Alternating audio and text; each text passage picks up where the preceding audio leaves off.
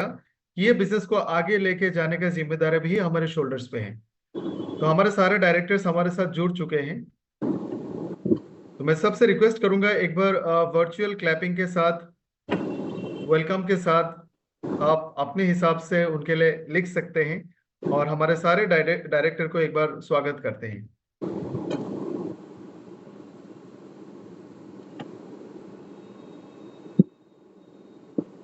Thank you so much Rahman ji, thank you so much and thank you so much everyone जो आज इस meeting का हिस्सा हैं। सभी का स्वागत है, वेलकम है। uh, तीनों लोग आज हमारा भी एक मंथली प्लानिंग रहता है, तो तीनों लोग बैठे थे ऑफिस में ही और आप लोगों से इंटरेक्ट करने का ये मौका मिल रहा है। तो हमारे लिए भी एक अपॉर्चुनिटी है कि हम डायरेक्टली कैसे हमारे साथ जो लोग काम कर रहे हैं उनसे हम जुड़े रहें। So thank you so much for inviting us on this platform, और इस मीटिंग के लिए हम भी एक्साइटेड हैं। So back to you sir. Thank you so much. और एक्चुअली में मैं खुद बहुत एक्साइटेड हूँ तीनों डायरेक्टर को एक साथ में मिलना, क्योंकि मैंने तीनों को एक साथ में एक ही बार थोड़े देर के लिए मिला था और बहुत सारे बातचीत नहीं कर पाए। तो आज हम लोग industry point of view, as a business point of view से बहुत सारे बातचीत करेंगे। और विक्रांत सर, मैं आपसे रिक्वेस्ट करूंगा कि एक बार हमारे बाकी डायरेक्टर्स को भी अगर आप स्पॉटलाइट में डाल सके तो प्लीज।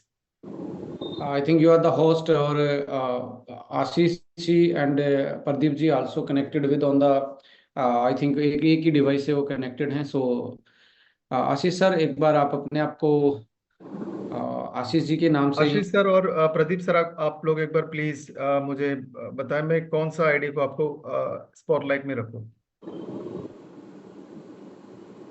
तो दोस्तों, 1-2 मिनट हम लोग रेडी होने में लगाते हैं, लेकिन अब तब तक अपने टीम के सारे इंपॉर्टेंट लोगों को एक बार दोबारा से बुलाएं। और अगर आपका कोई ऐसा प्रोस्पेक्ट है और अगर आप लोग घर में बैठ के ये सेशन अटेंड कर रहे हैं, तो मैं रिक्वेस्ट करूंगा कि परिवार के सारे लोगों को मैनेजमेंट से मिलाएं, ताकि उनको भी भरोसा हो कि आप सही प्लेटफॉर्म में हैं, सही लोगों के साथ काम कर रहे हैं।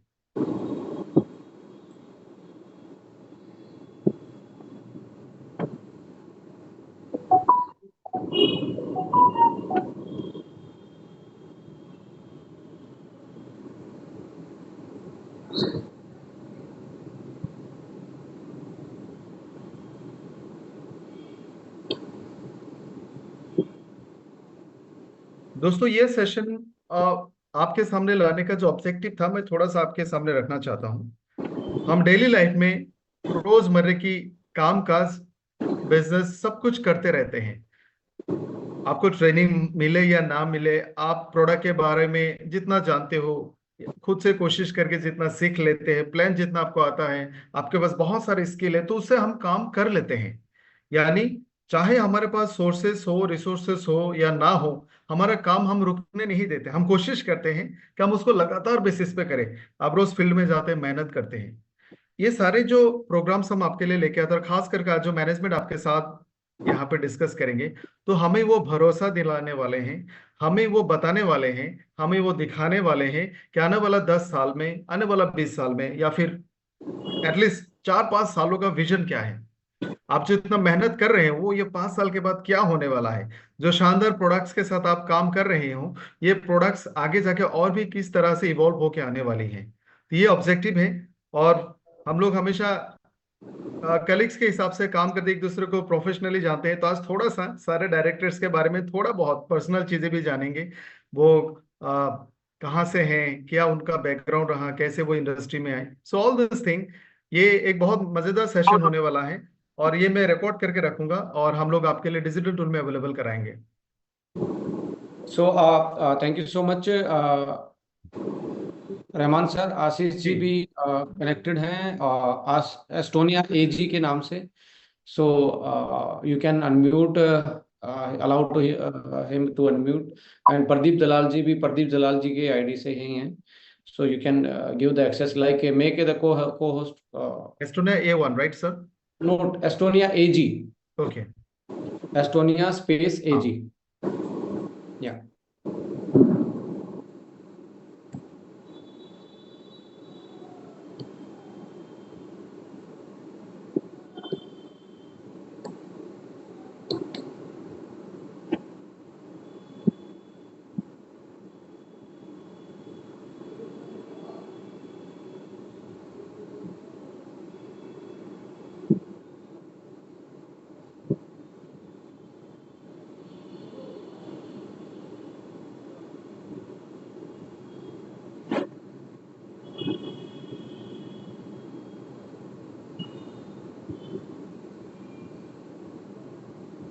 तो दोस्तों ऑलमोस्ट हम रेडी हो गए। मैं हमारे बाकी दोनों डायरेक्टर्स को भी स्पॉटलाइट में रखता हूं ताकि आप देख पाए और उनसे बात कर पाए।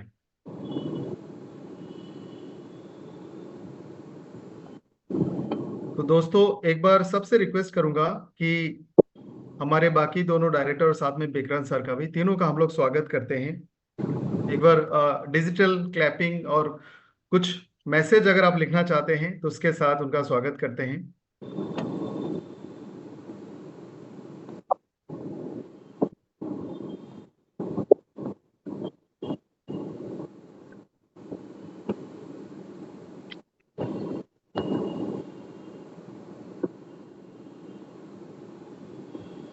Thank you. तो आप सबका बहुत बहुत स्वागत है। आशीष गुलाटी सर, विक्रांत सर और प्रदीप सर, आप भी एक बार अपना वीडियो ऑन कर लीजिएगा। Pradeep sir, thank you Ashish sir. Sir, एक ही अच्छा, आप दोनों साथ आप में, एक रूम ओके। में हैं तो एक ही डिवाइस से आप कनेक्ट हो जाइए, क्योंकि आपकी वॉइस डबलिंग में चली जाएगी यदि एक रूम में होंगे तो। So so please, if if comfortable है तो एक ही डिवाइस से आप लॉग इन हो सकते हैं। Is it comfortable sir? Ashish sir? Yes, comfortable. Okay, thank you. तो मैं रिक्वेस्ट करूंगा कि प्रदीप सर और आशीष सर साथ में होंगे। और ग्रेट। तो दोस्तों अभी हम आज का सेशन को शुरू करने वाले हैं और इसको मैं रिकॉर्ड मोड में डालने वाला हूं ताकि आपके लिए अवेलेबल हो जाए। Recording in progress. तो good evening and welcome all of you to this wonderful super Friday evening session. आप सबका तहे दिल से बहुत बहुत स्वागत है और हमारे सारे डायरेक्टर्स और गेस्ट सबका स्वागत है। मैं थोड़ा बहुत परिचय कराना चाहता हूँ, हालांकि आप सब जानते हैं। We have doctor Vikrant ji जो हमारे डायरेक्टर हैं sales and research and development. हमारे साथ आशीष सर हैं जो डायरेक्टर है ऑपरेशन और सर्विसेज के। हमारे साथ प्रदीप दलाल सर हैं जो डायरेक्टर हैं फिनांस और पब्लिक रिलेशन का। जब ये ऑर्गेनाइजेशन फॉर्म हुई तो मेरे दिमाग में एक चीज आया था जो मैं थोड़ा सा शॉर्ट टाइम में आपके साथ शेयर करना चाहता हूँ। मुझे लगता है ये डायरेक्ट सेलिंग का बेहतरीन कॉम्बिनेशन है। एक मास्टर ऑफ प्रोडक्ट, एक master of manufacturing service and supply, और एक इंसान जो लीडरशिप को इतने सालों से हैंडल कर रहा हो। तो इस तरह का जो कॉम्बिनेशन है ये शायद ही इंडस्ट्री में देखने को मिलता है। तो ये एक बेहतरीन बिजनेस और एक बेहतरीन फ्यूचर की निशानी है। तो सबसे पहले मैं जानना चाहूंगा थोड़ा बहुत आपके पर्सनल लाइफ के बारे में। I will start with Vikrant sir कि सर आप कहाँ से हैं, कैसे कहाँ पले बड़े, आप क्या पढ़ाई की और यहाँ तक का जर्नी डायरेक्ट सेलिंग में आप कैसे आए, in short. Thank you so much Rahman sir. और मैक्सिमम लोग तो जानते हैं, बट जो हमारी परिवार का नया हिस्सा बने हैं, अभी अभी रिसेंटली हमारे साथ ये जर्नी स्टार्ट की है, तो आप सबका भी वेलकम है। मेरा इंट्रोडक्शन इतना बड़ा इंट्रोडक्शन नहीं है, मैक्सिमम लोगों के साथ मैं फील्ड में ही रहता हूँ। But being a human being, जब आपकी आइडेंटिटी होती है, तो मेरा एजुकेशन बैकग्राउंड साइंस का रहा है, फूड साइंस एंड न्यूट्रिशन का रहा है। और मैं हमेशा जर्नी में बोलता हूँ कि बफलो टू फ्लाइट, कि भैंस पे बैठने के साथ साथ आपका फ्लाइट तक का सफर। मेन से रूट लेवल से लेके हम बात करें एडवांस स्टडीज तक, डायरेक्ट सेलिंग में आने से पहले आईसीआर के का पार्ट रहा, साइंस की तालीम वहाँ से मिली। और by the grace of God, and मैं अपने आप को बड़ा फॉर्चुनेट समझता हूँ कि इस इंडस्ट्री का मैं हिस्सा बन पाया। बिकॉज हम डायरेक्ट सेलिंग को not only company to customer बोलते हैं। मैं कहता हूँ being a researcher, being a scientific background होने के नाते मेरे लिए भी ये डायरेक्ट फीडबैक सिस्टम है। और feedback system, real feedback system आता है आपके ग्राउंड लेवल से। कहीं ना कहीं साइंस के लोग ये बड़ा चैलेंज फील करते हैं कि उनके पास रियल टाइम फीडबैक नहीं आते। तो मुझे लगता है कि मेरी डिग्री अधूरी रहती यदि मैं इस डायरेक्ट सेलिंग इंडस्ट्री में नहीं आता। तो इस इंडस्ट्री में मुझे पर्सनली बहुत एक ग्रो करने का मौका दिया इस इंडस्ट्री ने, क्योंकि इम्पोर्टेंट ये था कि आप आपके पास नॉलेज है, आपको मौका मिला, आप उस वहां तक पहुंचे, आप अपनी चीजों को कैसे सोसाइटी के वेलफेयर के लिए कमर्शलाइज कर सकते हो, दैट इज द एजेंडा। सो उसी एजेंडा को आगे बढ़ाते हुए 2016 में डायरेक्ट सेलिंग इंडस्ट्री आई। मेरे लाइफ में और डायरेक्ट सेलिंग इंडस्ट्री में, बीइंग ए प्रोडक्ट एक्सपर्ट और बीइंग ए जब ब्रांड प्लेसमेंट की बात जहां तक आती है, फॉर्मुलेशन की बात आती है, या हम बात करें हैं implementation of that particular product कहाँ प्लेस करना है, ये सारी की सारी प्रैक्टिकल नॉलेज कहीं ना कहीं ग्राउंड पे काम करने से अनुभव रहा। और आज मैं बोल सकता हूँ, still I am a student of direct selling industry. I'm still try to learn from different different peoples, so समझने की कोशिश करता हूँ। और यही मेरा फंडा है कि मैं एक लाइन का बड़ा मुरीद हूँ। मैंने वो लाइन आज से लगभग 15-20 साल पहले सुनी थी किसी के, जो मेरे साथ काम करते थे, मेरे सीनियर थे, उनकी लाइन मुझे आज भी याद है और मैं बहुत बार उसको रिपीट करता हूँ कि nobody is born with shoes, जूते पहन के कोई पैदा नहीं होता। हमें यहाँ सबको टेढ़े मेढ़े सारी चीजें करके पहनना स्टार्ट करना पड़ता है। सो सिंपली है कि आप लोगों के फीडबैक को लेते रहिए, और जो मुनासिब आपको लगता है, जो आपको लगता है कि ये सबकी बेहतरी के लिए है, उसको इम्प्लीमेंट करते रहिए। दैट इज द फंडा ऑफ, मुझे लगता है किसी भी ऑर्गेनाइजेशन का हो सकता है। मेरा यही फंडा है। So back to you sir.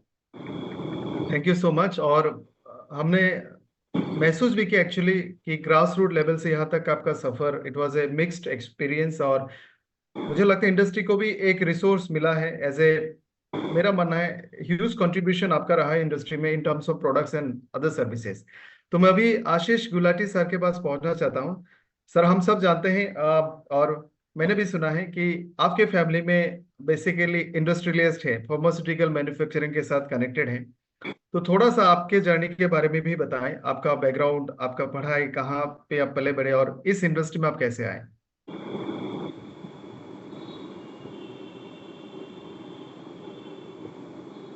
Sir unmute हो जाइए एक बार प्लीज।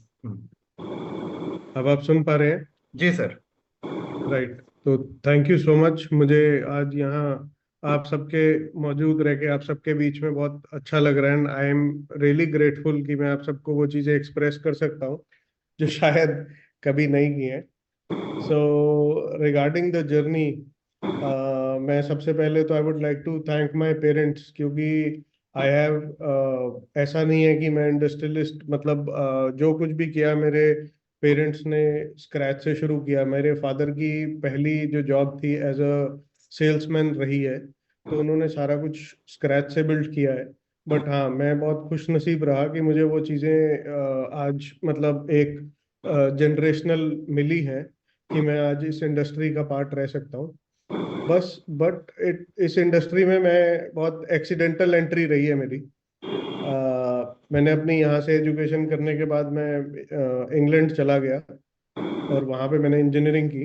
मेरा बिल्कुल भी फार्मास्यूटिकल में आने का या मैन्युफैक्चरिंग में आने का कहीं पे भी कोई विचार नहीं था इनिशियली। तो इट वाज एक्सीडेंटल एंट्री। तो मेरा इनफैक्ट फार्मास्यूटिकल से पहले मैंने एक दो बिजनेस और चलाए हैं इंडिया से बाहर। तो वहाँ से एक्सपीरियंस गेन करने के बाद I came back to my family. तो मैं अपने परिवार के पास वापस आ गया। तो वापस आने के बाद मेरी फैमिली मैन्युफैक्चरिंग छोड़ चुकी थी एक्चुअली 2015 से। तो 2017 में मैंने डिसीजन लिया कि मैं फिर से मैन्युफैक्चरिंग में जाना चाहता हूँ। मेरा इंटरेस्ट था शुरू से इस तरफ कि मैं कुछ कि मैं मेरे पास कुछ R&D या मेरे पास कुछ ऐसा हो कि मैं स्क्रैच से किसी भी चीज़ को बिल्ड कर सकूं। वो मेरा हमेशा से पैशन भी रहा है, हॉबी भी रही है। और ना ही सिर्फ कॉस्मेटिक फार्मास्यूटिकल में, बल्कि किसी भी फील्ड में अगर आप मुझे आई हैव शोन इंटरेस्ट कि मुझे कहीं भी कुछ शुरुआत से करने का मौका मिले तो मुझे बहुत दिलचस्पी होती है उसमें। तो इस तरह से मैंने 2017 में डिसाइड किया कि मैं मैन्युफैक्चरिंग में आना चाहता हूँ।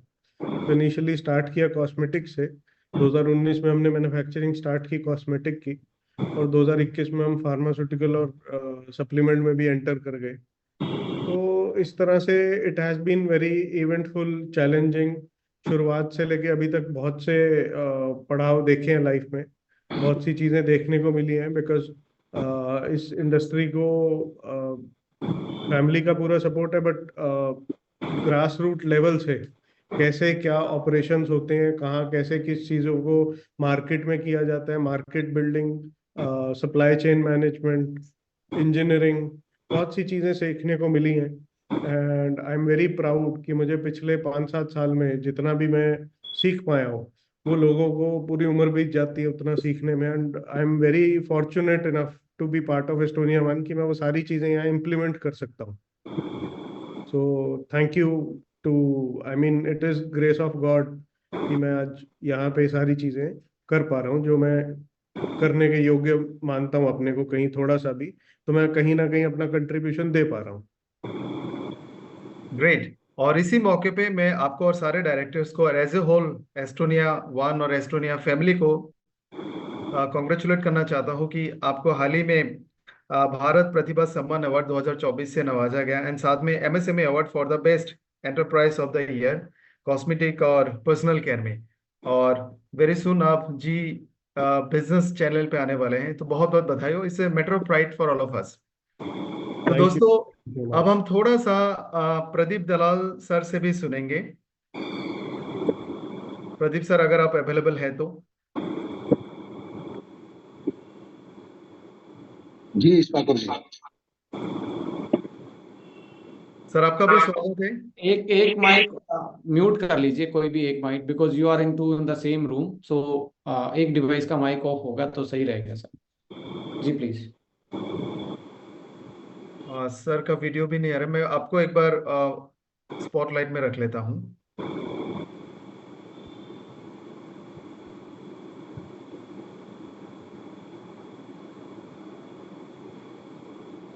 सर आपका भी बहुत बहुत स्वागत है, और फिर से आपके साथ काम करने का मौका मिला है। और आपका थैंक यू। बहुत लंबा सफर रहा है लीडरशिप के साथ, बिजनेस डेवलपमेंट के साथ, लोगों के साथ, लोगों को एक बेहतर बिजनेस प्लेटफॉर्म में लेके आने का। और इसके अलावा आप बहुत सारे बिजनेस में भी इंटरेस्ट रखते हैं।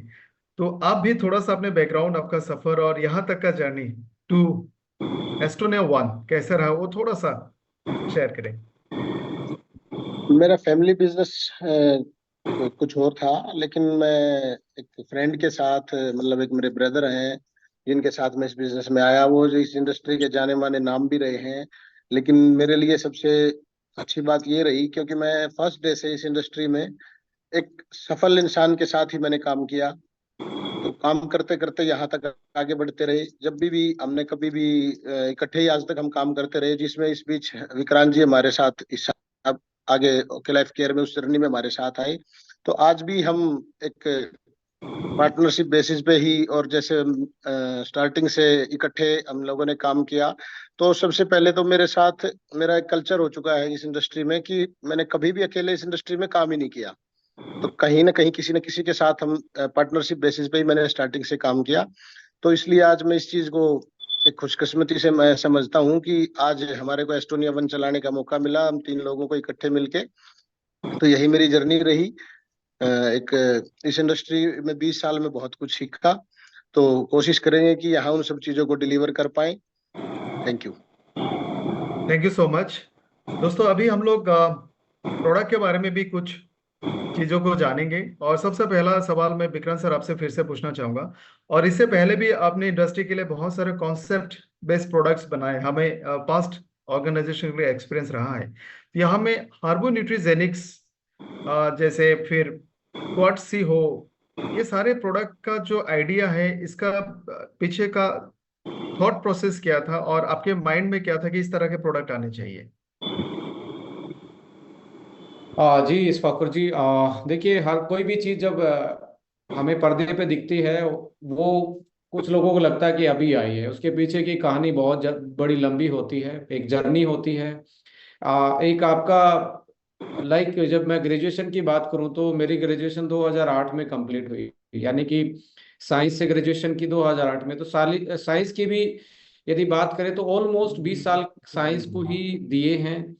और इस इंडस्ट्री में 7-8 साल मार्केटिंग को समझने का मौका मिला। तो साइंस और मार्केटिंग को समझना, ये सारी मेरी आवाज रिपीट हो रही है। हाँ, मैंने म्यूट कर दिया। ओके। सो ये सारी चीजें जो आज आपको सभी को दिख रही है, इसके पीछे अकेला मैं नहीं हूँ, इसके पीछे बहुत सारे लोगों का एक्सपीरियंस है। क्योंकि मैं इसको ये नहीं मानता कि मैंने साइंस पढ़ी है तो मैंने ये सब कुछ कर दिया। मैंने लीड किया है, बट लीड में बहुत सारे लोग शामिल होते हैं जो पर्दे के पीछे दिखते नहीं है। लास्ट ऑर्गेनाइजेशन में भी बहुत सारे लोगों ने साथ दिया, जिसमें डिस्ट्रीब्यूटर का अपना एक रोल था, उनका फीडबैक सिस्टम का रोल था, उसमें हमारे साथ जो टेक्निकल लोग थे, जो हमारे पास रिसोर्स पर्सन थे, चाहे हमारे इन हाउस थे आउटसाइड, तो सभी का एक कलेक्टिव में अप्रोच मानूंगा जो आज हम देख पा रहे हैं। बट इसका जो बीज जो है, जो सीड जो डला है, आप देखेंगे 1960 के आसपास फार्मा इंडस्ट्री और ग्रीन रेवोल्यूशन, ये दोनों के दोनों डेवलप हो रहे थे। एक तरफ से फार्मा इंडस्ट्री का इंडिया में जन्म हो रहा था, वो एक तरीके से आगे बढ़ रही थी। दूसरी तरफ आप देखेंगे तो ग्रीन रेवोल्यूशन था, यानी कि जो फूड का एक तरीके से हमारी प्रोडक्शन था इंडिया का, वो कम था, हमारी पॉपुलेशन की ग्रोथ बहुत ज्यादा थी। तो उसी केस में आप कनेक्ट भी करेंगे इस बात को कि फार्मा एक सॉल्यूशन लेके आ रहा था कि आपकी जो कॉन्टाजियस बीमारी है, या आपकी जो लाइक माइक्रोब से फैलने वाली बीमारियां हैं, जो लाइक आपकी सीजनल फ्लू है, या आपके बैक्टीरिया वायरसेस से जो फैलती हैं, या इमरजेंसी की केसेस की बात करें, तो इन दो कॉन्सेप्ट को का सॉल्यूशन लेके, दो प्रॉब्लम का सॉल्यूशन लेके फार्मा डेवलप हुआ। दूसरी तरफ से आप देख रहे हैं ग्रीन रिवोल्यूशन सॉल्यूशन था कि हम एडुकेट फूड अपना सेल्फ सस्टेनेबल मॉडल बनाए कि हम अपने लोगों का पेट भर पाए। तो हाइब्रिड सीड्स का आना हमारी जिंदगी में, और साथ में केमिकल फर्टिलाइजर, और जैसे जैसे ये दोनों चीजें बढ़ती गई, तो इंडस्ट्रियलाइजेशन के साथ साथ डिजिटलाइजेशन भी, आज जो युग देख रहे हैं हम, डिजिटलाइजेशन हुआ, जिससे लोगों की लाइफ बहुत आसान बनी, सेडेंटरी बनी। हमने कहीं ना कहीं फार्मा से इमरजेंसी को और कॉन्टाजियस जो हमारी बीमारियां थी, जो एक दूसरे को टच से या कहीं से एनवायरनमेंट से आने वाली जो बीमारियां थी, वो तो उनका तो सॉल्यूशन वहां से मिल रहा था, क्योंकि वो एसिम्टोमेटिक जो चीजें थी वो उस टाइम पे नहीं थी। आज सिम्टोमेटिक चीजों पे फार्मा काम कर रहा था। But what happened when the environment toxins increase हुए, fertiliser, chemical fertiliser, pollution, industrial waste, वो हमारी फूड चेन में आता गया। उसके साथ साथ हमारी जो लाइफ थी वो सेडेंटरी बनती गई। इन दो चीजों की वजह से हमारी बॉडी की फंक्शनल चेंजेस बढ़ती गई। फंक्शनल चेंजेस बढ़ी है, जिसका फार्मा के पास आज ऑलमोस्ट 90% जो आज लाइफस्टाइल से रिलेटेड जो बीमारियां हैं, जिसके पीछे हम रीजन आप जनरल व्यू में बता रहे हैं, इनका कोई सॉल्यूशन नजर नहीं आ रहा। So being a scientific background, जो food science and being a researcher, so मेरे लिए भी ये समझना इंपॉर्टेंट था कि कैसे हम आज की जो लाइफस्टाइल बीमारी है जिसका सॉल्यूशन, क्योंकि फार्मा जड़ पे काम नहीं कर रहा, कोज रूट पे काम नहीं कर रहा, ओनली सिम्टम्स पे काम कर रहा है, यानी कि सरफेस पे काम कर रहा है, कोज रूट पे काम नहीं कर रहा। तो हमारे पास एक अपॉर्चुनिटी थी कि कुछ ऐसी चीजें हम डेवलप कर पाए जो एक अल्टरनेटिव मेथड हो हीलिंग का, और वो हीलिंग में कोई साइड इफेक्ट नहीं आना चाहिए। और इंडिया के पॉइंट ऑफ व्यू से इस चीज को इम्प्लीमेंट कर पाना अपने आप में एक चैलेंज था। इसमें चैलेंज ये था कि यहाँ पे आप देखेंगे आपका फूड जो है हर जगह पे चेंज हो जाता है। इवन आपकी जो जेनेटिक, जिसको हम जीनोलॉजी बोलते हैं, नॉर्थ ईस्ट में अलग जीनोलॉजी है आपकी, कश्मीर की अलग है, साउथ इंडियन की अलग है। तो यहाँ का खाना पीना, पहनाव और जो डिसऑर्डर्स है उसका जो लाइक रेशो है वो बड़ा अलग अलग टाइप है। तो ऐसी कंट्री में अपने आप को एज ए प्रोडक्ट जब आप प्लेस करते हो मार्केट में, तो वो बड़ा चैलेंजेबल टास्क होता है। यहाँ से निकल के आया कि इन चैलेंजेस को हम एक होलिस्टिक अप्रोच कैसे दे सकते हैं, कि जिसमें आप सेलुलर न्यूट्रिशन से लेके बॉडी को आप कैसे डिटॉक्सिफाई कर सकते हैं, क्योंकि एनवायरनमेंट के टॉक्सिन तो आएंगे आपकी बॉडी में, और एनवायरनमेंट के टॉक्सिन्स को मैं बीइंग ए साइंटिफिक खुद नहीं रोक सकता।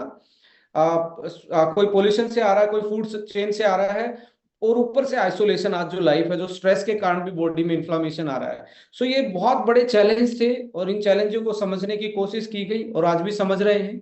उसी के उसमें ये हुआ कि वर्षों से, लगभग 5000 साल से पुरानी हमारी सबसे बेस्ट आयुर्वेदिक जो प्रणाली थी, जो प्रोसेस था हीलिंग का, उसको हमने सेंट्रिक लिया और उसमें जो एडवांस हो सकता था, जो क्लिनिकल प्रूवन हर्ब्स हो सकती थी या उसका एक्सट्रैक्ट हो सकता था, उसको लिया।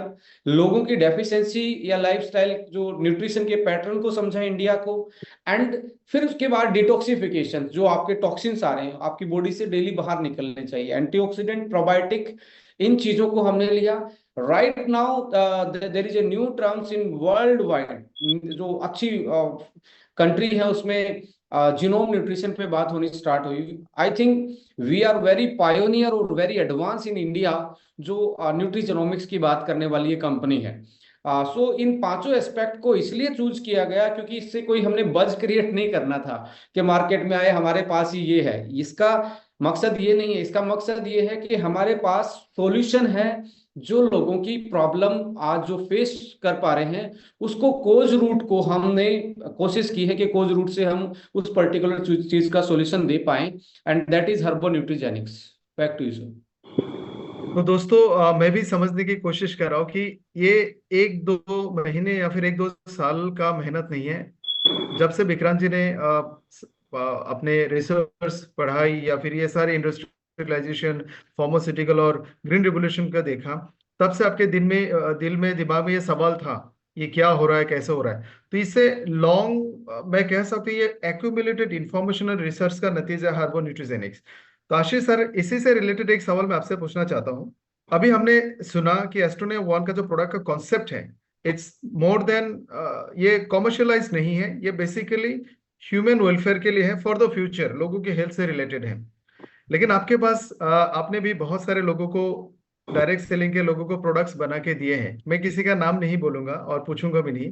तो लोग जब आपके पास प्रोडक्ट बनाने के लिए आते हैं, उनका ऑब्जेक्टिव क्या रहता है? एस्ट्रोनेम वन का तो हमने सुन लिया, एक होलिस्टिक अप्रोच था। दूसरे ऑर्गेनाइजेशन किस इंटेंशन या फिर कॉन्सेप्ट के साथ प्रोडक्ट की डिमांड करते थे? See, most of the companies, हम अगर, मैं भी नाम नहीं लूंगा, but most of the companies जो मार्केट में प्रिवेल करती हैं, they do not have a vision on the product side. और ये भी एक बहुत बड़ा रीजन था कि हम सब ने मिलके इस चीज को सोचा कि हम एक ऐसी प्रोडक्ट लाइनअप और ऐसी एक सिस्टम और एक, क्योंकि हमारे पास प्रोडक्ट नॉलेज की भी एक्सपर्टीज है मैनेजमेंट में, we have product manufacturing expertise and we have marketing expertise also. तो we decided to come together as one in this case, इसीलिए क्योंकि हम एक बहुत बड़ा गैप देख रहे थे मार्केट में। जितने भी लोग मार्केट में इस समय प्रिवेल कर रहे हैं, and those who have done very well also, उन सब में एक बहुत कॉमन चीज देखी है मैंने कि मार्केट में जो चल रहा है उनको मैन्युफैक्चरर पिच करता है कि आप ये चीज लॉन्च करो।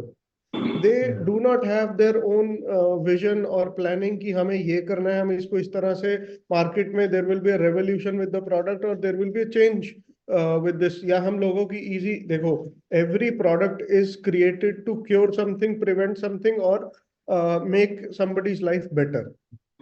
अब आपके पास अगर वो चीज का विजन ही नहीं है कि आप क्या करना चाहते हो अपनी प्रोडक्ट लाइनअप से, that means you are into business of making money, I feel. तो अगर हम बात करते हैं कि आपका ऑब्जेक्टिव सिर्फ पैसा कमाना है, तो then you will go for कि मार्केट में क्या चल रहा है, व्हाट इज मी टू, कि ये सामने वाला बेच रहा है, इसका मतलब इसकी मार्केट है, बिक रहा है, तो मैं भी ये लॉन्च कर देता हूँ। That has been the approach in the market. वो हमसे आके पूछते हैं कि आपने क्या नया डेवलप किया है, या आपके पास क्या ऐसी चीज है जो जिससे हम हमारे बिजनेस में शायद कहीं वैल्यू एडिशन हो। बट उनका ऑब्जेक्टिव हमेशा ये रहता है कि हम कॉपी करें या फिर हमें कुछ ऐसा मिल जाए जो कि जिसमें हमें हमारी एफर्ट मिनिमम हो। तो what we have worked on is that हम अपनी ऑर्गेनाइजेशन में आके what is the best from our knowledge, from our experience and from our जितना भी हमारे पास एक्सपीरियंस सब जगह का, डिफरेंट कंट्रीज का हो चाहे या इंडिया का हो, हम क्या चीज बेस्ट पॉसिबल मार्केट को दे सकते हैं जिससे मार्केट में, लोगों में या यूजर्स में कहीं भी कुछ चेंज आए, बदलाव आए। चाहे वो वैल्यू एडिशन का हो या वो उनके लिए कुछ थेरेपी हो, किसी चीज को वो क्योर कर रहा है, कोई आपका ट्रीटमेंट में काम आपको बेनिफिट दे रहा है, या आपकी एवरीडे लाइफस्टाइल में आपको आपके कॉन्फिडेंस को एनहांस कर रहा है। But there has to be a positive change. अगर positive change है, that means it is there is a potential of that product in Estonia One. Great.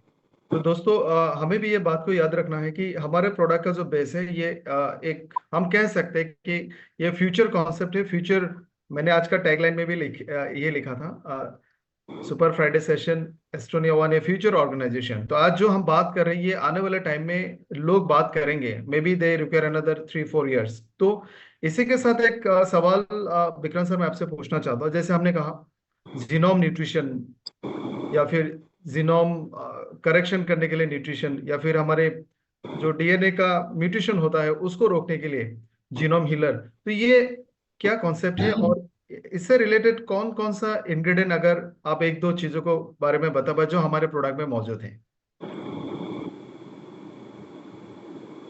Right.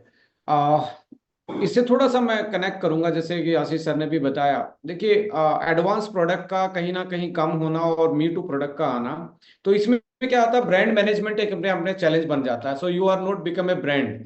So what happened with the time, तो लोग उससे exhausted हो जाते हैं, क्योंकि वैसे ही कॉम्पिटिटिव प्रोडक्ट उनको मार्केट में मिलते हैं। और इससे क्या होता है कि डाइवर्जन ऑफ ब्रांड की बात करते हैं तो इंटीग्रिटी किसी भी ऑर्गेनाइजेशन की बन नहीं पाती। सो आपकी यूएसपी जो है वो आपकी इंटीग्रिटी भी है, बेसिकली वो आपका एक इम्यूनिटी भी है, जो आज हम बात कर रहे हैं कि आपको कंपटीशन के थ्रेट से बचाती है। सो डेफिनेटली कंपनी का मैनेजमेंट का और सब लोगों के साथ मिलके यही एक विजन हम देखते हैं कि आपकी ब्रांड वैल्यू और आपके एडवांस प्रोडक्ट जो हैं वो साथ में एक पैरेलली ग्रो करें, और आप मार्केट में किसी को दिखाने के लिए नहीं, किसी को compete करने के लिए नहीं, अपने आप को इनहांस करने के लिए, अपनी लाइफ में वैल्यू एडिशन के लिए, अपनी लाइफ को बेटर करने के लिए इस ऑर्गेनाइजेशन के साथ अपना राहें आप तलाशें, देखें और कनेक्ट रहें। जहां तक जीनोम की बात आती है, देखिए कहने को तो हमारा ब्रेन सबसे इस दुनिया का ह्यूमन ब्रेन जो है सबसे स्ट्रॉन्ग ब्रेन माना जाता है। बट मैं आपको बोलता हूं कि आपके ब्रेन से पहले आपका डीएनए आपका आया था, और उस डीएनए पे हर कोई कोड लिखा हुआ था, इससे ब्रेन बनेगा, इससे हार्ट बनेगा, इससे लीवर बनेगा। और डीएनए के पास बहुत पीढ़ियों की इंफॉर्मेशन है, इस ब्रेन के पास इसी जनरेशन की इंफॉर्मेशन है जो आपने देखा है। सो इम्पोर्टेंट क्या है कि वो इंफॉर्मेशन यदि आपकी सही तरीके से प्रोसेस नहीं होती है, जनरली जो उसके पास कोड है, वो कोड आपकी आदतों के साथ, आपके खाने के साथ, आपके रहने के साथ यदि वो एक पैरेलली साथ में नहीं चलता है, तो उससे होता क्या है, इंफॉर्मेशन अलग चीज उसके पास अलग कोड की थी, और उसके पास जो स्टिमुलस आ रहा है, उसके पास से जो बाहर से इंफॉर्मेशन आ रही है, उसकी प्रोसेसिंग में कहीं ना कहीं दिक्कत है। तो इससे क्या होता है कि रोंग चीजें जो हैं, गलत वाली चीजें हमारी बॉडी में जो जीन है वो कई बार स्विच ऑन हो जाते हैं और अच्छे वाले स्विच ऑफ हो जाते हैं। It is totally depend upon our जो लाइफस्टाइल है और हमारा खाना पीना है। और इसी को एपिजेनेटिक्स बोलते हैं कि सही चीजों को और गलत चीजों का जो बैलेंस है उसको कैसे आप, और नेचर के पास ही ये बैलेंस है, और नेचर के पास बैलेंस है तो नेचर से ही ड्रिवन है आपकी हर्ब्स। अब लोग कहते हैं जी हर्ब्स में ऐसा क्या है, हर्ब्स में नेचर समाई हुई है। उसने भी सूर्य को देखा है, उसके पास आंखें नहीं थी बट उसके पास फोटोसिंथेसिस का प्रोसेस था, उसके पास एक अपना ही सिस्टम था, अपनी कोडिंग थी। तो क्या, और जो साइंस ने भी प्रूव किया है कि कुछ ऐसी चीजें हैं जो डीएनए की इंटीग्रिटी को और डीएनए की कोडिंग और आपकी जो आपके स्टिमुलस आ रहे हैं उनको मैच करवाने में हेल्प करते हैं, और आपका डीएनए बेटर फंक्शन करेगा तो आपका सेल जो है, जो रीजनरेशन की हम बात करते हैं, नई सेल बनने की बात करते हैं, तो नई सेल यदि आउट ऑफ कंट्रोल हो जाए, इसी आउट ऑफ कंट्रोल को हम कैंसर जैसी बीमारी बोलते हैं या ऑटो इम्यून डिजीज में कन्वर्ट हो जाती है। तो यहाँ पे इंपॉर्टेंट ये है कि आप कोई ऐसी चीजें क्या डीएनए को प्रोवाइड कर सकते हैं या अपने जीन को आप ऐसी चीजें प्रोवाइड कर सकते हैं कि वो अपने हेल्दी चीजों को, जो हेल्दी फंक्शन को ऑन रखें और जो अनहेल्दी चीजें हैं उसको स्विच ऑफ ही रखें। सो ये on on off daily process पे चलता है। आप देख लीजिए, मैं आपको लिख के देता हूँ, शाम का डिनर आप गलत चीजों के साथ खा के देखिए, सुबह आपको वीक एनर्जी मिलेगी। आपको आप एक मील अच्छा लेके देखिए, आपको 3 घंटे के बाद बहुत अच्छा फील होगा। इट मीन्स आपका न्यूट्रिशन डायरेक्टली कनेक्ट है आपके सेलुलर फंक्शन, और सेलुलर फंक्शन का पार्लियामेंट जो होता है वो डीएनए ही मानो, वही उसके लिए सारे नियम कायदे कानून बनाता है। सो मॉरल ऑफ स्टोरी ये है कि मैक्सिमम चीजों में हमने वो वाली चीजें डाली हैं जो या तो मिथाइलेशन, सबसे इंपॉर्टेंट इसमें आता है डीएनए में मिथाइलेशन, और इसको सिंपली भाषा में बात करें तो बॉन्डिंग है ये। जितना भी लूज बॉन्ड हो जाएगा उतना ही फंक्शनलिटी में दिक्कत आएगी। तो उसकी बॉन्डिंग को, क्योंकि ऐसा ऐसा स्ट्रक्चर आपने डीएनए का देखा, ये बॉन्ड कनेक्टेड होते हैं जिसको न्यूक्लियोटाइड्स बोलते हैं हम। सो ये जो नोट्स बनती हैं, ये नोट्स मिथाइलेशन से बनती हैं। ये गांठ जो है जो आप जोड़ रहे हो, ये मिथाइलेशन है। और जैसे आपकी एज होती है या एनवायरमेंट टॉक्सिन्स या स्ट्रेस आपकी बॉडी में ज्यादा होती है, ये लूज पड़ना स्टार्ट होती है और आपका डीएनए का फंक्शन अल्टर हो जाता है, आपकी एजिंग फास्ट होती है। बहुत सारी क्रोनिकल बीमारियां इसी की वजह से आती हैं, क्योंकि आप में नई ग्रोथ नहीं होगी और कंट्रोल ग्रोथ नहीं होगी। सो आप जल्दी बुढ़ापे की तरफ जाएंगे, और बुढ़ापे को तो सबको जाना है, बट क्या खुशियों के साथ जा रहे हैं या बीमारियों के साथ जा रहे हैं, ये आपको चूज करना है। और हर्बो न्यूट्रिजेनिक्स का लास्ट वाला पोर्शन ये है कि बैकअप सप्लाई आपके डीएनए को वही मिले जो नेचर में उसकी बेटर फंक्शनिंग के लिए उसकी हेल्प कर पाए। Thank you so much Vikrant sir. एक सवाल प्रदीप सर से भी मैं लेना चाहूंगा, क्योंकि सर आपने बहुत टाइम लीडरशिप के साथ बिताई है। तो आज के टाइम में ऐसे एक दो कॉमन चैलेंजेस जो आपको लगता है कि करंट सिचुएशन में लीडर बहुत ज्यादा फेस करते हैं फील्ड में, मार्केट में, from industry point of view, और उसके लिए एक किस तरह का एस्टोनिया वन में अपॉर्चुनिटी है, या फिर किस तरह का उनका एक सर ब्राइट मैं फ्यूचर। सुन नहीं, आपकी आपकी आवाज नहीं सुन पाया, एक बार प्लीज दोबारा रिपीट करेंगे? श्योर सर, मैं आपसे ये पूछना चाहता हूँ, क्योंकि आपने एक लंबा टाइम बिजनेस में लीडरशिप के साथ बिताई है, और इंडिया में हमेशा ही हर कोई बिजनेस बहुत ही मेसी होता है, रेगुलेटेड नहीं था, रूल्स रेगुलेशंस नहीं थे, तो हमेशा ही चैलेंजिंग रहा।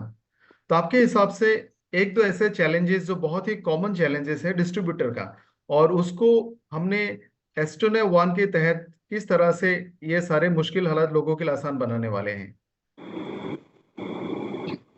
सर सबसे बड़ा चैलेंज तो एजुकेशन है, एजुकेशन रहा इस फील्ड में, क्योंकि लोगों के हाथ में कुछ और चीज होती है और बताते कुछ और हैं। तो सबसे जरूरी तो एक एजुकेशन सिस्टम है जो एस्टोनिया वन फर्स्ट डे से लेके चल रही है। और क्योंकि अगर लोगों को सही नॉलेज होगी तो सही तरीके से उसको आगे प्रमोट कर पाएंगे। तो मेरे हिसाब से सबसे मेन रीजन एजुकेशन रहा। और दूसरा प्रोडक्ट क्वालिटी। ये दोनों चीजें इतनी जरूरी हैं, क्योंकि आपको जिस चीज के ऊपर बिजनेस करना है, अगर आप उसी चीज में अगर आप अच्छे से काम नहीं कर पाएंगे तो कहीं ना कहीं आप पीछे छूट जाओगे टाइम के साथ।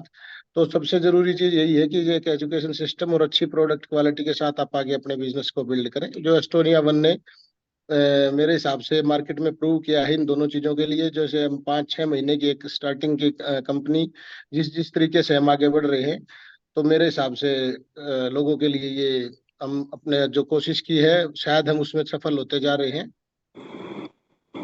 Thank you so much. बिल्कुल सही फरमाया सर आपने, एडुकेशन और सही प्रोडक्ट। और मुझे लगता है कि पिछले एक हफ्ते में हमने डिफरेंस देखे हैं। हमने लगातार हर रोज एक नया ट्रेनिंग आपके लिए लेके आया, और आज आप डायरेक्टर के साथ आप सारे लोग बात कर रहे हैं, सो इससे वेरी गुड बिगिनिंग। आशीष गुलाटी सर, मतलब इसी से रिलेटेड एक सवाल मैं आपसे पूछना चाहूंगा। एज ए फार्मास्यूटिकल इंडस्ट्रियलिस्ट, या फिर आप फार्मास्यूटिकल के प्रोडक्ट्स बनाते हैं, तो इंडस्ट्री का जो पैटर्न है इन टर्म्स ऑफ डिजीज, और हम सबको पता है नॉन कम्युनिकेबल डिजीज बहुत ज्यादा है, तो आपके हिसाब से ये जो डायबिटीज, हार्ट की प्रॉब्लम, कैंसर का जो मार्केट है, as a pharmaceutical point of view, आप इसको आने वाले टाइम में कितने बड़ा बीमार सोसाइटी के हिसाब से देखते हैं? मैं आपको एक प्रोफेशनल पॉइंट ऑफ व्यू से बताता हूँ। आज से काफी मतलब अगर मैं 10 साल पहले की भी बात करूं या 15 साल पहले की बात करूं, तो कुछ चंद कंपनियां होती थी हिंदुस्तान में जो कैंसर जैसी बीमारियों की, HIV जैसी बीमारियों की, जो बहुत क्रिटिकल डिजीज है, उनकी दवा बनाते थे। अगर हमें कोई कैंसर की दवाई चाहिए होती थी तो वो आपके आस पड़ोस के केमिस्ट पे कभी भी नहीं मिलती थी। वो किसी बड़े शहर के कुछ चुनिंदा एक दो केमिस्ट हुआ करते थे जिसपे आपको कैंसर की दवाई मिलती थी। लेकिन आज क्योंकि बीमारी इतनी ज्यादा बढ़ चुकी है। मैं बहुत छोटे छोटे केमिस्ट पे ये देखता हूँ कि वहाँ कॉमनली कैंसर की तो दवाई है, बट और ऑटो इम्यून डिजीज, ऐसे इतने सारे डिजीजेस हैं जिनकी दवाई इतनी कॉमनली अवेलेबल हो गई है, बिकॉज डिजीज बड़े हैं। इसलिए नहीं अवेलेबल क्योंकि सबको मतलब अब वो बेचना है, जो पहले नहीं अवेलेबिलिटी थी, अवेलेबिलिटी बढ़ गई है, बट डिजीज बढ़ गए हैं, तो इसलिए उनकी मजबूरी है कि वो दवाई सब जगह पहुंचा पाए। तो ये एक बेटर चीज है, मजबूरी नहीं कहूंगा, बट वो बेटर चीज है कि वो सब जगह पहुंचा पाए अपनी मेडिसिन को, लोगों के लिए असेसिबिलिटी इजी हो जाए। एंड मोर ओवर कैंसर तो आज की डेट में हम सभी ने ऑलमोस्ट, मैं आशा नहीं करूंगा कोई भी उस चीज को एक्सपीरियंस करे, बट आपने कहीं ना कहीं सुना होगा अपने रिश्तेदारों में या किसी को भी, उसको ये वाला कैंसर हुआ, वो ठीक हो गया या जैसे भी, बट ये बहुत कॉमन होता जा रहा है। कैंसर पहले बहुत कम हुआ करता था, even though heart disease, heart attacks ये हम सुनते थे, बट कैंसर जैसी बीमारी बहुत रेयर हुआ करती थी, बिकॉज आप जितनी इम्प्योरिटीज बढ़ गई हैं, जितना आपके खाने में टॉक्सिसिटी बढ़ गई है, जितना आपके खाने में पेस्टिसाइड बढ़ गया है, ये सारे आपके इम्यून सिस्टम को वीक करते हैं, जिसमें कैंसर सेल्स की ग्रोथ होने के चांसेस बढ़ जाते हैं आपकी बॉडी में। जैसे ही आपकी बॉडी इम्यूनिटी लूज करेगी, तो कैंसर सब जगह है। ऑनेस्टली कैंसर एक ऐसी चीज है जो अनवांटेड है। अगर हम एग्रीकल्चर को जानते हैं, तो एग्रीकल्चर में वीड बोला जाता है, जिसकी जरूरत नहीं है, वैसे उत्पाद को वीड बोलते हैं। अब सिमिलरली आपकी बॉडी में ऐसा सेल जिसकी जरूरत आपको नहीं है, वो कैंसर है। और जब आपकी बॉडी में इम्यूनिटी बढ़ती है, या हमारे डे टू डे जो बुरी आदतें हैं उसके कारण हमारी इम्यूनिटी डेली बेसिस पे जो वीक होती है, ऐसे में कैंसर सेल्स को बेनिफिट मिलता है कि वो ऐसे बॉडी में, ऐसे सिस्टम में इजीली ग्रो कर पाते हैं, आपकी बॉडी उससे फाइट नहीं कर पाती। So everything is dependent on the atmosphere. और डे बाय डे हम देख रहे हैं पोल्यूशन बढ़ रहा है, हमारे प्रोसेस्ड फूड बढ़ रहे हैं, आपके जितने भी फ्रूट्स हैं या वेजिटेबल्स हैं, उन सब में आप देखोगे तो एक आपको फीलिंग आएगी कि ये नेचुरल नहीं है।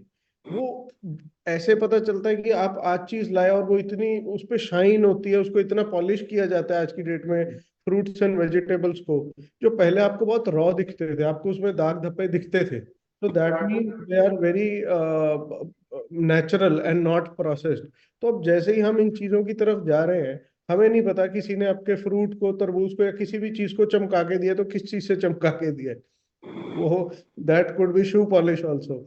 बट चलो, जोक्स अपार्ट, बट ये सारी चीजें आपकी बॉडी के अंदर जाके बहुत डैमेज क्रिएट कर सकती हैं, और वो कब कहाँ किस रूप में होगा आप इस चीज का अंदाजा भी नहीं लगा सकते हैं। सही बोला। आपने जो फ्रूट्स और वेजिटेबल की बात की, एक छोटा सा एग्जांपल मैं देना चाहूंगा कि सब्जियां धीरे धीरे बड़ी हो रही है, वो ज्यादा सुंदर हो रहा है, मोटा ताजा हो रहा है और शाइनिंग हो रहा है, ज्यादा कलरफुल हो रहा है, जबकि न्यूट्रिशन के मामले में वो बहुत कमजोर हो गया है। तो विक्रांत सर, इसी से रिलेटेड एक सवाल मेरे मन में आया कि जैसे हम चैलेंजेस को अभी लोग समझने लगे हैं, ऑर्गेनाइजेशंस, गवर्नमेंट भी प्रिवेंटिव हेल्थ की बात करती है, न्यूट्रिशन की बात करती है, हाइजीन की बात करती है, तो कहीं ना कहीं क्या ऐसा पॉसिबिलिटी है कि एक दिन ये जो न्यूट्रिशनल या फिर न्यूट्रोसिटिकल मार्केट हो, ये कभी ना कभी पैरेलल टू फार्मास्यूटिकल बन सकता है ग्लोबली? Very true. देखिए, यदि न्यूट्रिशन की मार्केट को देखें, कमर्शलाइजेशन से पहले देखेंगे तो ये बहुत बड़ी मार्केट ही थी। मार्केट इन द सेंस ये हमारी प्रैक्टिसेस थी। आयुर्वेदा हमारा प्रैक्टिसेस में था।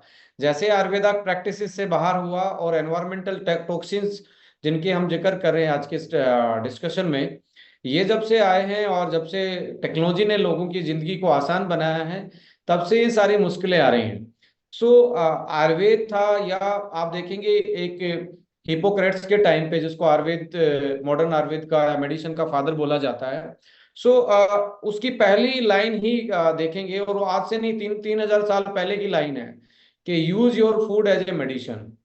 But what happened with today's food, जो हम आशीष जी ने भी उसको लाइमलाइट में लाया कि प्रोसेसिंग है या एक प्रिजर्वेटिव हम चीजों को में ज्यादा यूज कर रहे हैं। सो फूड का जो मेडिसिनल पार्ट था बेसिकली, उस पे सबसे ज्यादा इफेक्ट पड़ा है रिसेंटली प्रोसेसिंग का। और उस पे सबसे ज्यादा इफेक्ट पड़ने का मतलब है कि जैसे आपने फ्राई किया, फ्राई में एंटीऑक्सीडेंट है या एंजाइम है, या आप बी कॉम्प्लेक्स की बात करें that is very essential for our metabolic activities, वो तो आपका फ्राई में डैमेज ही हो गया। उसके अलावा आप लॉन्ग टर्म किसी चीज को हाई प्रोसेसिंग में लेके जाएंगे, सो उनकी न्यूट्रिशनल वैल्यू जो हीट सेंसिटिव हो सकती हैं या एनवायरमेंट सेंसिटिविटी उनकी ज्यादा होती है, वो अनस्टेबल रहती हैं।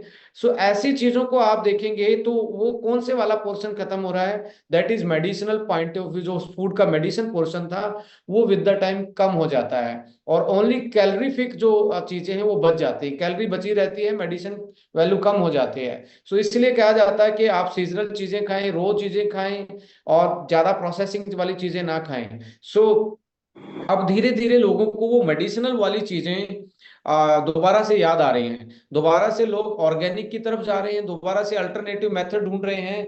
कोई योगा को अडॉप्ट कर रहा है, कोई नेचुरोपैथी को अडॉप्ट कर रहा है, कोई मेडिटेशन को अडॉप्ट कर रहा है, कोई जो नेति वगैरह बोलते थे हमारे नेचुरोपैथी में, डिटॉक्सिफिकेशन के नेचुरल प्रोसेस थे, वाटर थेरेपी थी, फास्टिंग थी, इन सारी चीजों का जो रोल था वो वापस से रीअकरिंग में आ रहा है, दोबारा से आ रहा है हमारी सोसाइटी में, और लोग अवेयर होते जा रहे हैं कि डेफिनेटली हम अपने फूड को ही कैसे मेडिसिनल फूड बना सकते हैं। That is the you can say organic farming is एक तरीके से वही एक प्रोसेस आप बोल सकते हैं, और उसी की तरफ हम जा रहे हैं। The people are more aware, और मैं कहता हूं सब अवेयर हैं, दोबारा से उस चीज को वापस से लाना चाहते हैं। अब देखिए नेचर से कनेक्टिविटी आपकी दूर हो रही है, जैसे हम अभी एसी में बैठ के हम बात कर रहे हैं, we are just losing our connection to the nature, because मेरी अडेप्टेबिलिटी, मेरा फूड जो है वो इसी बाहर उसी नेचर ने डेवलप किया है, तो वो मैं खा के इस टेम्परेचर को झेलने की, इस ह्यूमिडिटी को झेलने की क्षमता मेरे अंदर डेवलप हो सकती थी। But what I altered in my lifestyle, I altered my temperature, room temperature, my sleep cycle, my eating window, ये तो सारे चेंजेस हैं, दोबारा से लोग इनको वापस आ रहे हैं। लास्ट हमने मीटिंग भी किया था, योर बायोलॉजिकल क्लॉक जो है और आपके लाइफ के क्लॉक के साथ इम्बैलेंस है, that is why you feeling so much stress और मेटाबॉलिक डिसऑर्डर्स। सो डेफिनेटली जो सॉल्यूशन होगा वही आगे बढ़ेगा, और nutraceutical market is the solution right now of the current disorders. So hopefully आप अगले 10 साल में देखेंगे इस इंडस्ट्री में फार्मास के ओनली इमरजेंसी में यूज करेंगे लोग, नहीं तो एक इंडिया एक ऐसी कंट्री है यहाँ एंटीबायोटिक भी बिना रिकमेंडेशन के लोग खा जाते हैं। सबको 2-4 ड्रग्स का, 2-4 दवाइयों का नाम पता होता है और घर में रखी होती हैं कि बंदा जो बीटा ड्रग्स हैं या हम बात करें पेन किलर्स हैं, इन चीजों को बड़ा प्रिजर्व करके रखता है, और हर किसी को पहले वाली जनरेशन को हर्ब्स का नाम याद था, आज की जनरेशन को फार्मा की दवाइयों का नाम याद है। और आने वाले टाइम में दोबारा से ये टाइम आ रहा है, और इसके बहुत सारे चीजें लोग फेस भी कर रहे हैं। सो डेफिनेटली जो, और इसमें जो CGR जो हमारी एक ग्रोथ की प्रेडिक्शन की होती है, कंपाउंडेबल जो ग्रोथ होती है, उसके प्रेडिक्शन के हिसाब से बात करें तो अभी न्यूट्रा इंडस्ट्री जो है 18 से 20% की ग्रोथ के साथ बढ़ रहा है, जो कि GDP से ऑलमोस्ट 2.5 गुना ज्यादा आगे है, यानी कि 250% की ग्रोथ है हमारी GDP versus nutraceutical market. So बहुत अच्छे इस इंडस्ट्री में as a commercial point of view से, as a distributor point of view से भी सोचा जाए तो बहुत बड़ा इसमें काम करने को आपको मिलेगा और अच्छा कैरियर मिल सकता है। If you try to be get some knowledge about nutrition और अपनी फिटनेस को आप एग्जाम्पलरी बना सकते हो, अपने आप को पहले फिट रखो, दोबारा दूसरे को आप फिट करने की बात कहेंगे तो अच्छे से जचेगा, और ये प्रोडक्ट आपकी उस जर्नी को और आसान बनाने वाले हैं। Back to you sir. Thank you so much. दोस्तों धीरे धीरे हम लोग सेशन के एंडिंग तक जा रहे हैं, लेकिन मेरा मन नहीं कर रहा कि इसको खत्म करूं, बहुत सारे सवाल अभी भी मन में हैं। और आशीष सर के पास मैं आना चाहूंगा एक सवाल के साथ जो बहुत इंपॉर्टेंट सवाल है, लोगों के मन में आता है। जो प्रोडक्ट्स हम बनाते हैं या फिर कोई भी बनाता है डायरेक्ट सेलिंग में हो, उसका प्राइसिंग को लेके लोग बहुत सारे बातें करते हैं। तो एज ए मैन्युफैक्चरर मैं आपसे ये जानना चाहूंगा कि हम बोलते हैं कि हमारे प्रोडक्ट वैल्यू फॉर मनी है। थोड़ा एग्जांपल के साथ, रेफरेंस के साथ अगर आप बता पाए कि जो मॉलिक्यूल जितने कॉन्सेंट्रेशन में, जिस प्योरिटी के साथ, जिस फैसिलिटी में हम लोग QA/QC के साथ बना के लेके आ रहे हैं, क्या हम इंडिया में इस तरह का सिमिलर प्रोडक्ट सिमिलर प्राइसेस में आने का चांस हो सकता है? देखिए, इस चीज़ को अगर हमें मेजर करना है, मापना है, तो एक बड़ा सिंपल सा प्रोसीजर है। आप मार्केट में, ऑनलाइन या रिटेल लेवल पे जो हम इंग्रेडिएंट्स आपको अपने सप्लीमेंट्स में दे रहे हैं, आप उसको इंडिविजुअल लेवल पे स्टडी करिए सेम कॉन्सेंट्रेशन में। आपको वो सेम कॉन्सेंट्रेशन में हर प्रोडक्ट इंडिविजुअली 700 800 से लेके 2000 रुपए के बीच में मिलेगा। को कंबाइन करके एज अ थेरेपी आपके सामने प्रेजेंट कर रहे हैं, ताकि आपको उस चीज़ पे बहुत ज़्यादा एफर्ट ना लगाना पड़े।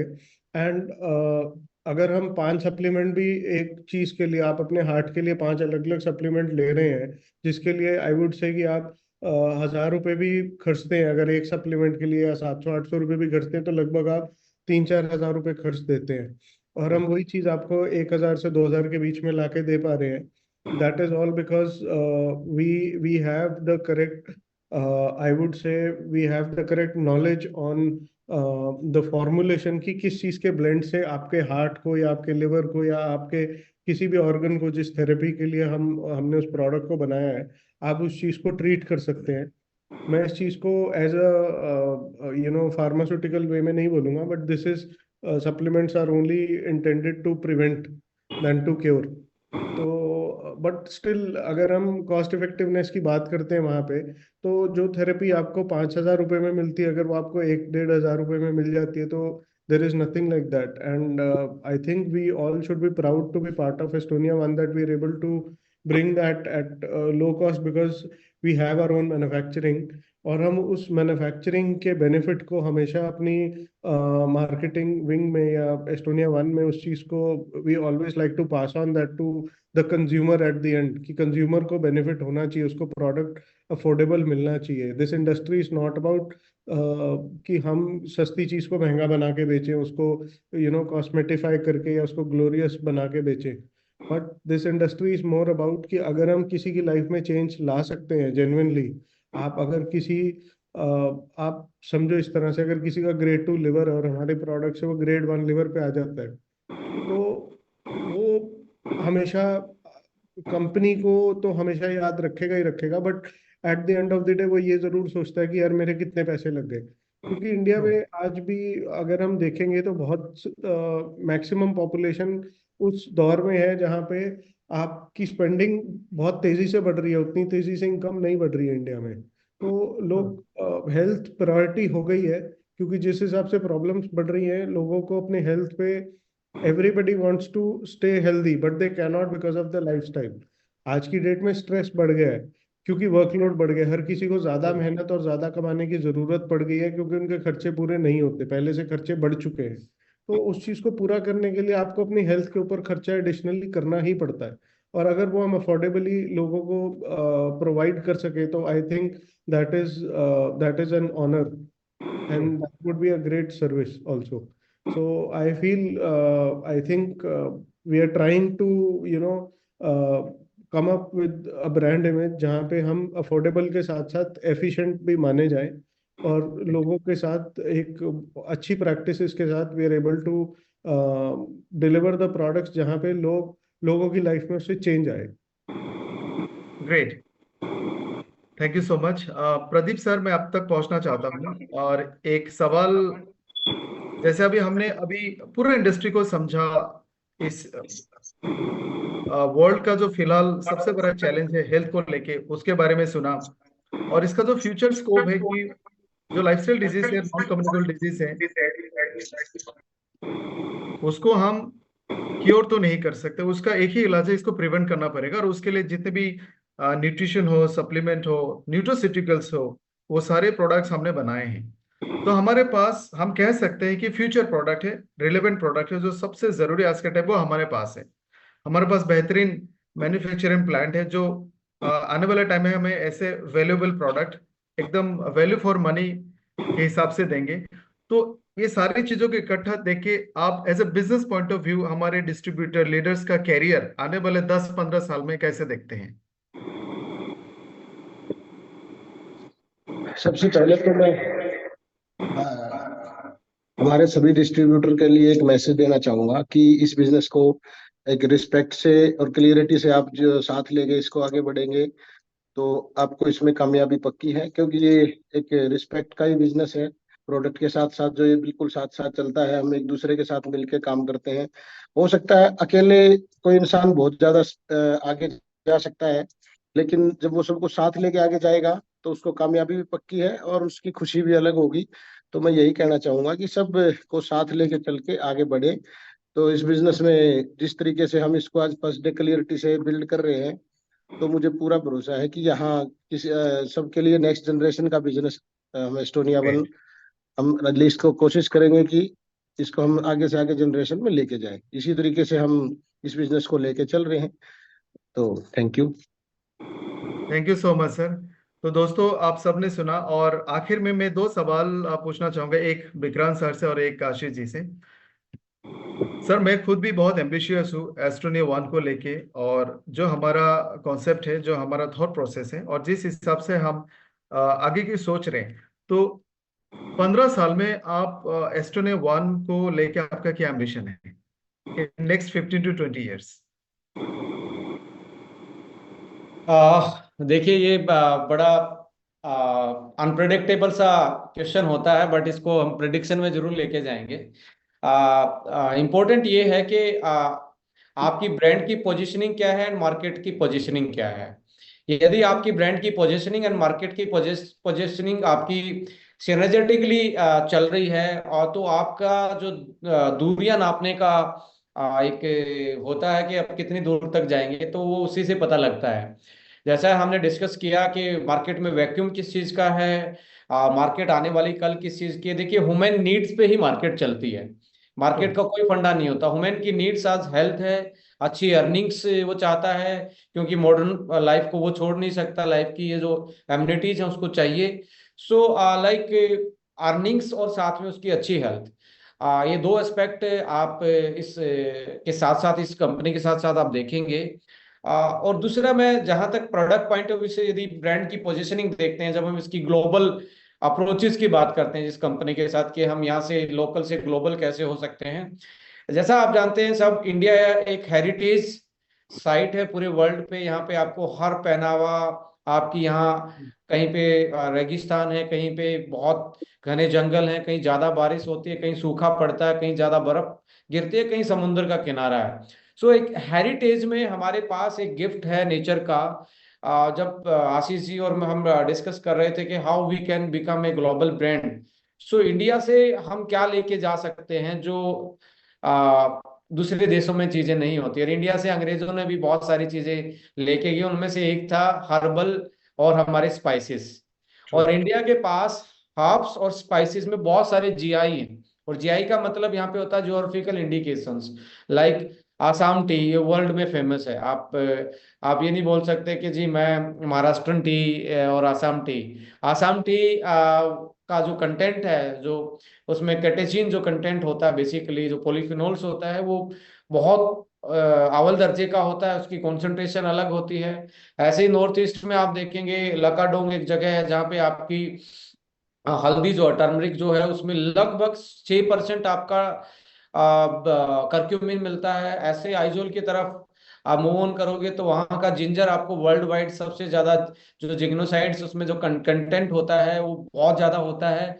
सो लाइक दैट, आप एलोवेरा की बात करेंगे तो राजस्थान का जीआई, अश्वगंधा का जीआई। सो ऐसे करके आपको हर स्टेट के पास एक हर्ब्स का जीआई है यहाँ पे। How we can in safe manner, in safe product, उन जीआई को उठा के हम पूरे वर्ल्ड में लेके जा सकते हैं। ये हमारे पास कैपेसिटी भी है और इसमें एक विजन भी है। इसका हम एक प्रोटोटाइप बना भी रहे हैं, एक सिमुलेशन मॉडल बना रहे हैं, हाउ वी कैन इफेक्टली इस मॉडल को हम रेप्लिकेट कर पाए इन फ्यूचर ग्लोबल लेवल पे। सो अप्रोच 5 साल इंडिया को देने का है। उसके साथ हमारी अगले 5 साल में मैं ये बिलीव करता हूँ, आज आपको हाथ दिखाना नहीं पड़ता कि आपकी विदेश यात्रा लिखी है या नहीं लिखी है। एक जमाना था कि लोग हाथ दिखाते थे कि विदेश यात्रा आपके हाथ में रेखाओं में लिखी या नहीं लिखी। आज आपके पास बैंक बैलेंस है मात्र 50,000, तो आपकी हाथ की रेखाएं चेंज हो जाती हैं, बिकॉज वीजा ऑन अराइवल मिल जाता है और आप अपनी हाथ की रेखाओं को चेंज कर सकते हैं। मीन्स ग्लोबल लेवल पे ह्यूमन का जो एक ही मार्केट पे आना, एक पटल पे आना, या उनकी मूवेबिलिटी जो है, ट्रांसपोर्टिंग सर्विसेज जो है, या डिजिटलाइजेशन है, ये वर्ल्ड को एक मार्केट के रूप में बना रहा है। सो हमारे कॉन्टैक्ट जो हैं इंडियंस के, आप देखोगे कोई छोटा भी मैच इंडिया का होता है तो वहां आपके स्पेक्टेटर बहुत होते हैं। It means we as a Indian, हमारी कम्युनिटी पूरे इंडिया में बहुत बड़ी है।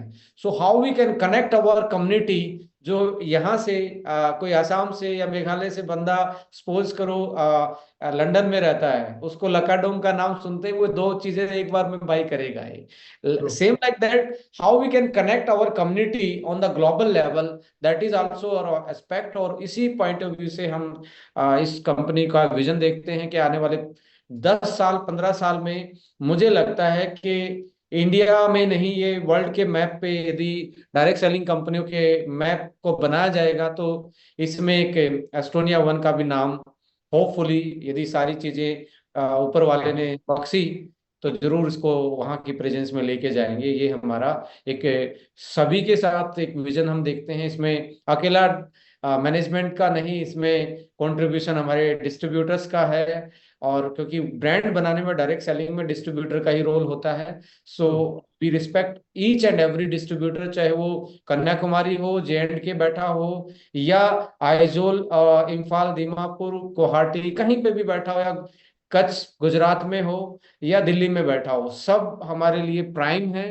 And we respect our distributors and professionally we will serve you better in future. Thank you so much. बहुत बहुत शुक्रिया विक्रांत सर। और फाइनली लास्ट क्वेश्चन मैं आशीष सर से पूछना चाहूंगा, as a manufacturer, as a नए नए फॉर्मुलेशन को कंबाइन करना, लेके आना, बनाना, लोगों तक पहुंचाना, और एज ए डायरेक्ट सेलर, आप एस्ट्रोनिया वन का अगले 10-15 साल का जो आपका सपना है, जो आपके माइंड में होगा और जो डिस्ट्रीब्यूटर के लिए आपके दिमाग में होगा, प्लीज एक बार शेयर करें। आपने एक वर्ड यूज किया, सपना। सपने तो मुझे सबका नहीं पता, बट प्रोफेशनली मैं काफी एस्पिरेंट हूँ। I think it is good to be aspirant. And I always had this thing कि जो अपना ब्रांड होता है, आई मीन आज की डेट में हमारा जो कोर है वो manufacturing as a contract manufacturer है। बट आई थिंक अगले 2 से 3 साल में मुझे जो लगता है कि हम मैन्युफैक्चरिंग शायद सिर्फ अपने लिए ही कर रहे होंगे, कॉन्ट्रैक्ट मैन्युफैक्चरर शायद नहीं रहेंगे। वाह। एंड आई रियली थिंक कि अगले 10 से 15 साल में, जैसे विक्रांत जी ने कहा, विद गॉड्स ग्रेस अगर सब ठीक रहा, तो I aspire to take this company global to at least 10 different nations in another 15 years। तो दोस्तों, आज हमने मेरे ख्याल से इंडस्ट्री को नजरिए से एस्टोनिया वन को देखा, as a global market, products के कॉन्सेप्ट को समझा, इंडस्ट्री ट्रेंड को समझा, आने वाले टाइम में लोगों को क्या चाहिए होगा वो समझा। तो हम, मेरे ख्याल से हम लोग राइट प्लेटफॉर्म में हैं, राइट प्रोडक्ट्स के साथ हैं, राइट मैनेजमेंट के साथ हैं। बस हमें अपने आप को इसके लेवल पे लेके आना है और as per the market requirement लोगों को प्रोडक्ट्स और इंफॉर्मेशन पहुंचानी है। तो दोस्तों, आज का पहला सुपर फ्राइडे सेशन बहुत शानदार रहा। मुझे उम्मीद है आप सबको भी बहुत अच्छा लगा होगा।